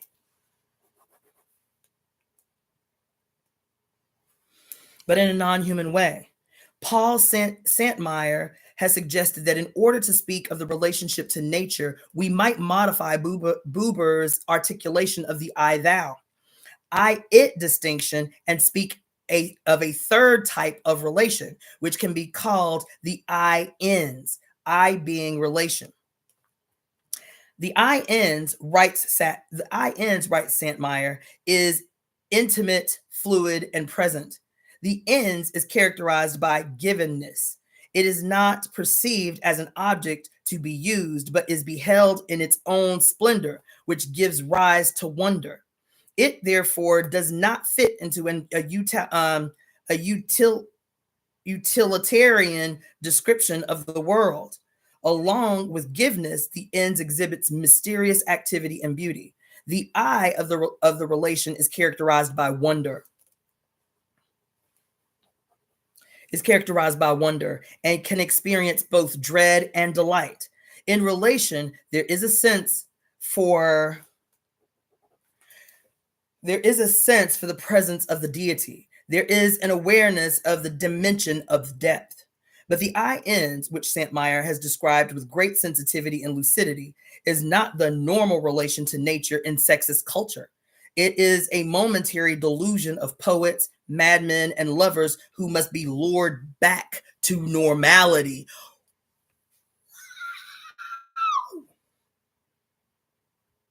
Woo.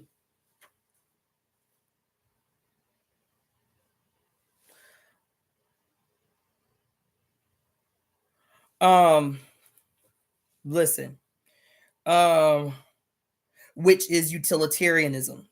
But the cosmic covenant of sisterhood has the potential to transform the extraordinary relation of the poet to nature into the ordinary and normal relation. Changing our environment from a culture of rapism to a culture of reciprocity with the beauty of the earth, the other planets, and the stars. Out of women's becoming, in the process of confronting non-being, can come an ever more conscious participation in the community of being. This means that we will look upon the earth and her sister planets as being with us, not for us. One does not rape a sister. Final chapter 7. This is the last chapter, y'all. I think it's the last chapter. Let's go. The final cause, the cause of causes. This is a quote. There's a series of quotes on this first page. Quote, the final cause is the cause of causes because it is the cause of the causality of all the other causes. Scholastic axiom. Quote, if the violation of taboos transcends the sexual sphere and leads to refusal and rebellion, the sense of guilt is not alleviated and repressed, but rather transferred. Not we, but the fathers are guilty. Herbert Marcuse. Real liberation, quote, real liberation is not merely unrestricted genital activity, aka the sexual revolution, but free and defiant thinking, willing, imagining, speaking, creating, acting. It is being. Real liberation is being. Rebellion is as the sin of witchcraft, according to 1 Samuel 15:23. Yes. Oh my God. Yes. Oh, the time for individual smirkishes has passed. This time we are going all the way. Red Stockings Manifesto. Yo. You are a witch by saying aloud, I am a witch 3 times and thinking about that. You are a witch by being female, untamed, angry, joyous, and immortal. New York Covens. I took a deep breath. This is a quote too. I took a deep breath and listened to the old brag of my heart. I am, I am, I am, by Sylvia Plath. Quote, a woman at the end of the hall cried, comrades, let us remember the women who died for liberty. And then we intoned the funeral march, a slow, melancholy, and yet triumphant air. Monique Whitting. May we comprehend that we cannot be stopped. May I learn how to survive until my part is finished. May I realize that I am a monster. I am a monster. I am a monster, and I am proud. What? What? God damn. Whoa. Listen.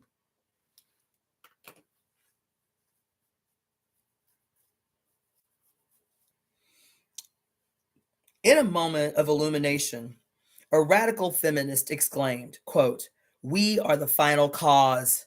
I believe that she was right. Hence the following philosophical analysis. The final cause and the future.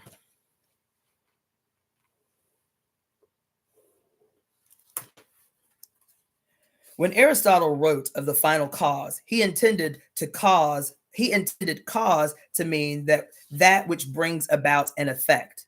Scholastic philosophers followed the Aristotelian theory of the 4 causes to explain change. According to this theory, the material cause is that out of which something is made, as the wood in a table. The formal cause is that which determines its nature, as the shape of the wood, which makes it a table and not a chair or something else. The efficient cause is the agent that produces the effect by his, her, or its action, as the carpenter who produces the table. The final cause is the purpose which starts the whole process in motion, as the goal of having an object upon which to place books, papers, and other items. The final cause is therefore the first cause, since it moves the agent to act upon the matter, bringing forth a new form. I am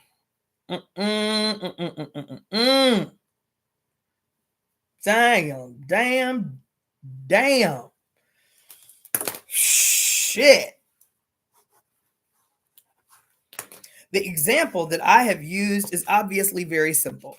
The doctrine of the 4 causes had many levels of interpretation and meaning for ancient and medieval philosophers. One only has to ask about the 4 causes of the wood itself to glimpse some of the difficulties involved. Yet the theory for centuries provided a framework for thinking about problems of transformation and becoming. It should be understood that the theory of the 4 causes was developed in a society encased in a static worldview, lacking any sense of evolution.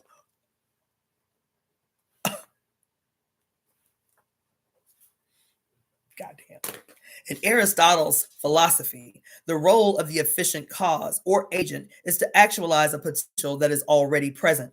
For example, the fire as agent brings cold water, which has the potentiality to become hot water, into the condition of actually being hot. Within the context of this mode of thinking, there is literally nothing new under the sun. As medieval philosophers later phrased it, quote, nemo dat quod nam habitur, end quote.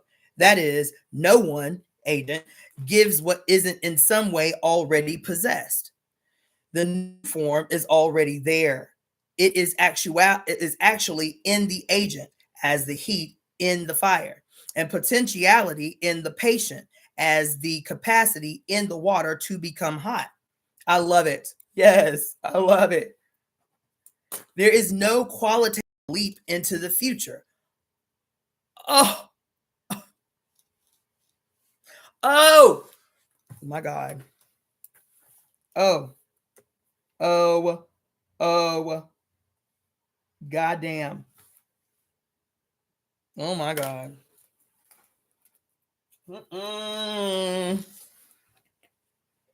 Listen, y'all. She said, oh my God, I'm beside myself. I'm beside myself. She said, there is no qualitative leap into the future. All is foreseeable. Oh my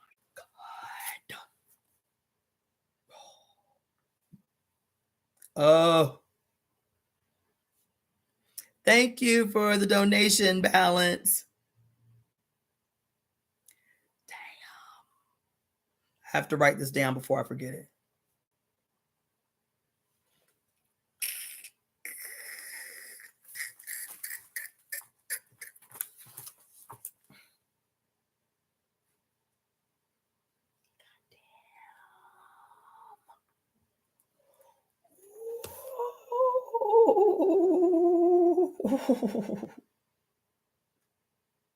Oh.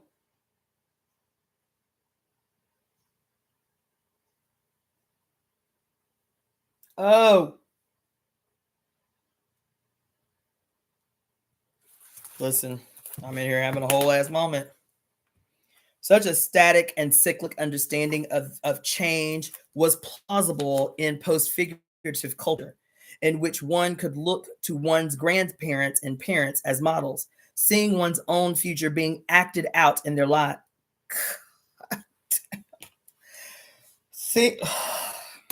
Seeing one's future being, oh my God.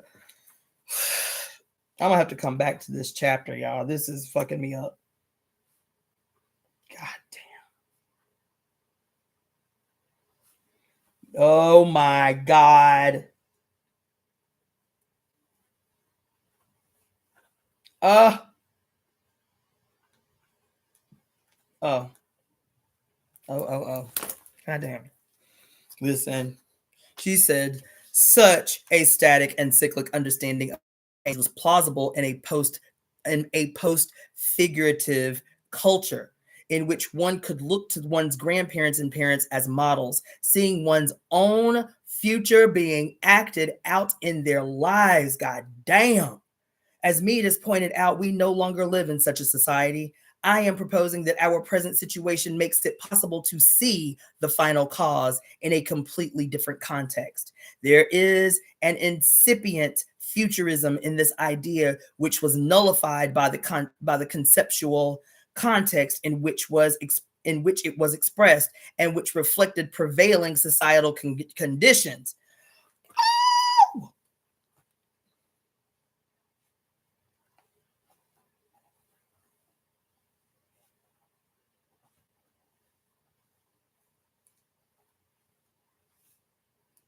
Mm.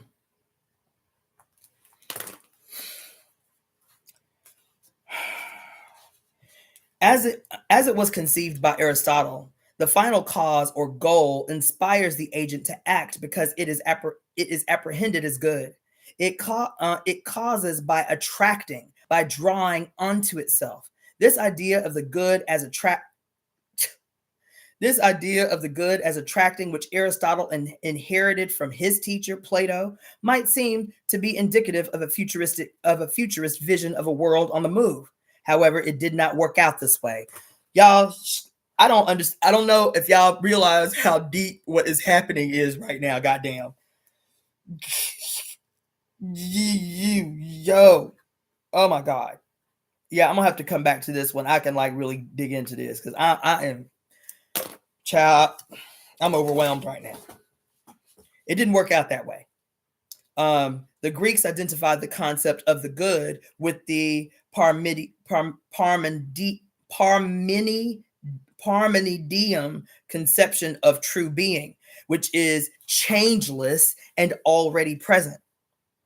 The goal of every action, therefore, already is.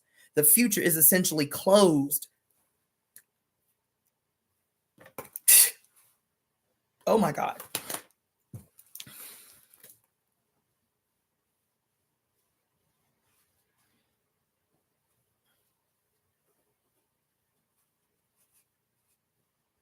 Damn.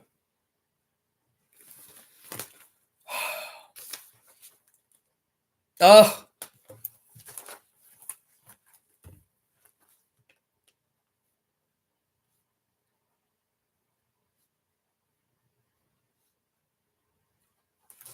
all right. Damn. In the medieval philosophical synthesis of Thomas Aquinas, the good and true being were identical, the distinction being only in the mind. Hence, his thinking too remained bound within the same non evolutionary circle. Aquinas did have an important distinction between the way creatures cause and God's causality. He thought that any finite agent can only work upon pre-existing matter, transforming it in a way that its potentiality will allow, which meant that it would become essentially the same as something already existing. In contrast to this, God, the first cause, was said to be cause of being, for God brings creatures into existence out of nothing and sustains them in existence. One could read an incipient futurism in this distinction of Aquinas, since the divine causality is not determined by pre-existing matter, but in reality, God damn. But in reality, there was not an open future envisioned here, since God was understood as changeless being from whom all creatures precede and to whom all creatures return.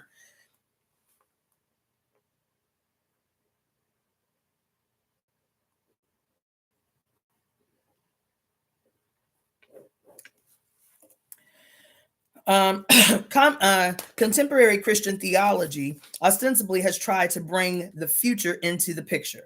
The results have been remarkably unsuccessful. The problem is illustrated in the work of Wolfhart Pannenberg, a proponent, a proponent, a prominent exponent of the theology of hope. Pannenberg cast us into a state of real hopelessness by his fixation upon the figure of Jesus. He contrasts the coming to appearance of God in Jesus with the epiphanies of gods in human or animal form, claiming that in the latter cases, any particular form of the appearance being replaceable remains external to the essence of the deity. He continues, quote, in the ministry of Jesus, on the contrary, the God of Israel, the future of his reign, comes definitively to appearance once. He manifested himself in the single event conclusively and for all time, and just for his reason only once. End quote. This is indeed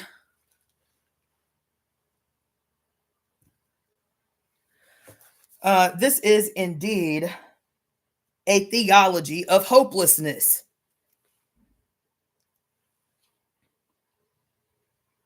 Pannenberg reconfirms this interpretation at the end of the same essay when he writes, quote, the arrival of what is future may be thought through to its conclusion only with the idea of repetition, which does not exclude the new, in the sense that it in the future has arrived in a permanent present. Damn, end quote.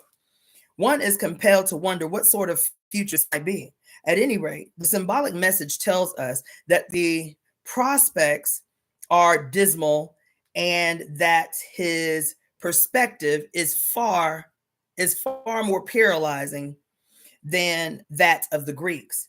It is particularly depressing, though consistent, that this theologian finds the epiphanies of the gods in human as well as in animal form to be external to the essence of the deity, apparently because these are replaceable.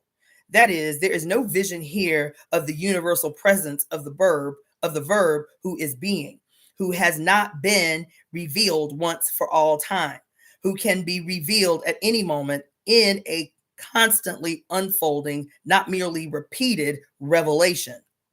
God damn. Listen. Where I stop? Genuine hierophanies, manifestations of the sacred, are not replaceable. Rather, they are manifold and unique manifestations of being. The fact that they are many and new and not once and for all, many and new and not once and for all, is precisely because they are not external to the essence of the deity. The manifold and new quality of genuine hierophanies, genuine insofar as they are manifestations of being, that is ontophanies, is possible because of participation in being, which is being. Being encompasses and engulfs with healing power the false dichotomy between true being and becoming, revealing its unreality.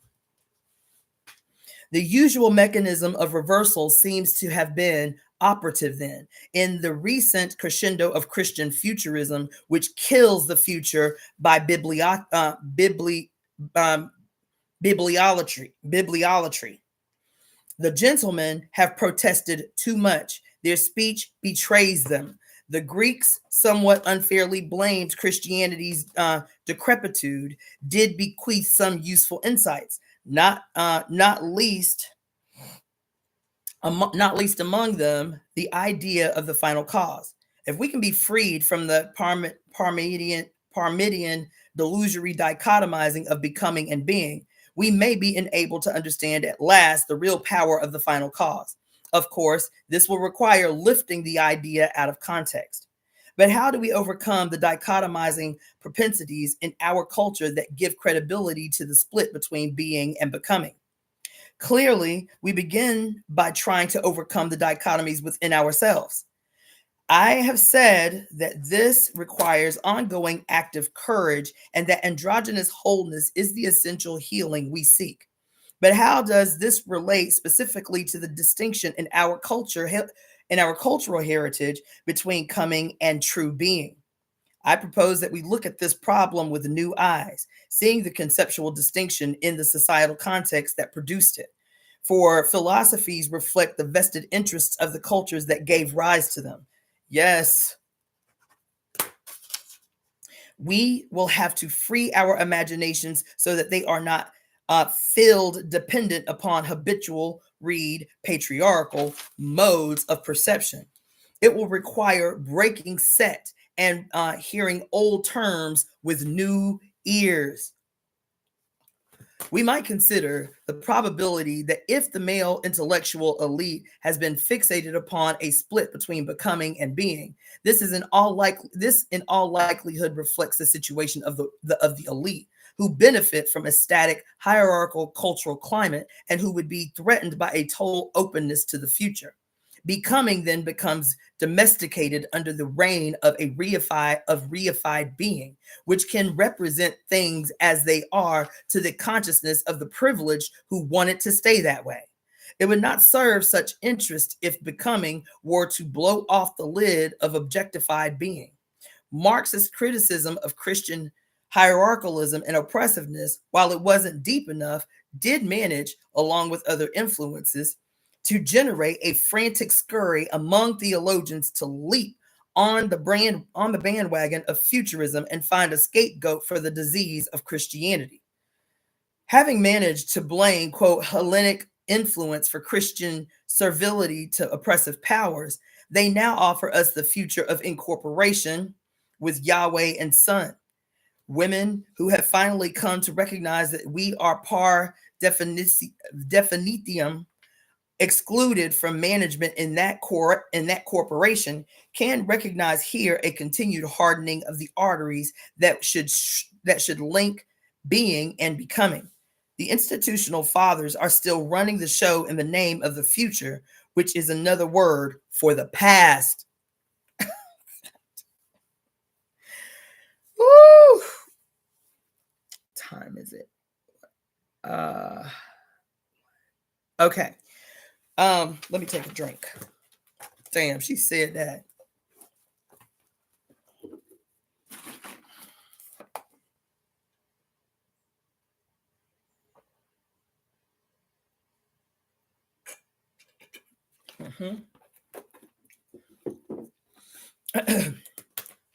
Bakunin pointed out that the patriarchal principle is one of restrictions, and that after the crushing of the original matriarchy, which was characterized by openness to others, the principle of hierarchy took over. I'm adding that as long as the system prevails, human becoming is held down by objectified being, which is the demonic distortion of being. Women women have the power to open the channel so that being and becoming find their essential unity. We can do this by being, but time is short. The senior and junior executives of the secular corporations that are the natural offspring and allies to Yahweh and Son are already programming us out of any significant role in the future. Damn, when I say the girl had a crystal ball.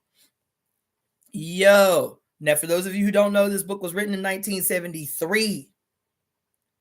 1973. The gynocidal and therefore genocidal mania of the patriarchs has already been transferred to the Holy Father computer, who is heir to the papal throne of a secular Christendom that wills to devour the world. The corporation of God the Father has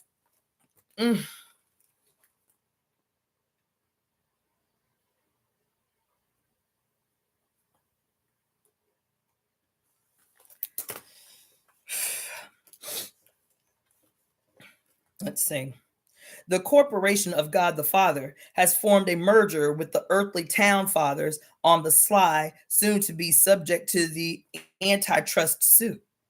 Together, they have sent nocturnal emissions beyond the earth's atmosphere, bringing forth signs and wonders in the heavens, converting nearby outer space into a celestial junkyard.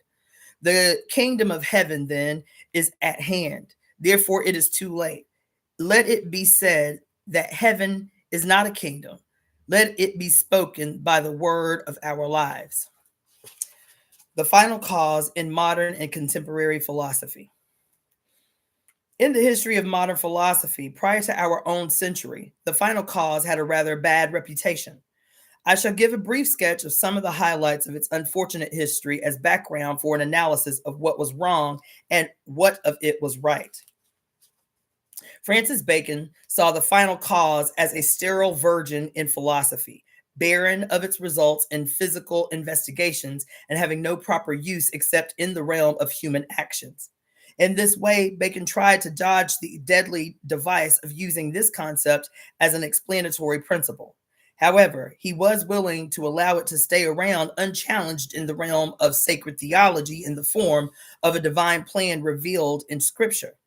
This freed philosophy from its tyranny within philosophy's own territory, but it did not adequately challenge the mindset of the Christians.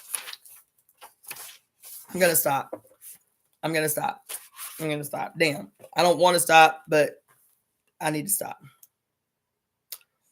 So we'll stop on page 185. And I'll pick it back up today. I think I can finish maybe today. You know what? I'll do it tomorrow because now I got to shift gears to get ready to go to this job. But yes, hopefully my little diatribe was helpful. Hopefully it was helpful. And then remember that we have temple service tonight at 9 p.m. Pacific Standard Time. So if you I'm gonna create a like a YouTube live stream for it and post it everywhere so you can keep up with that, and you can also email me and I can just send you the link directly. All right, so get your reading, get your 5 elements wellness consultations. Happy New Year again to those of you who haven't seen since the new year began. And I will see you guys later on tonight for the temple service. Okay, take care, peace, love you all.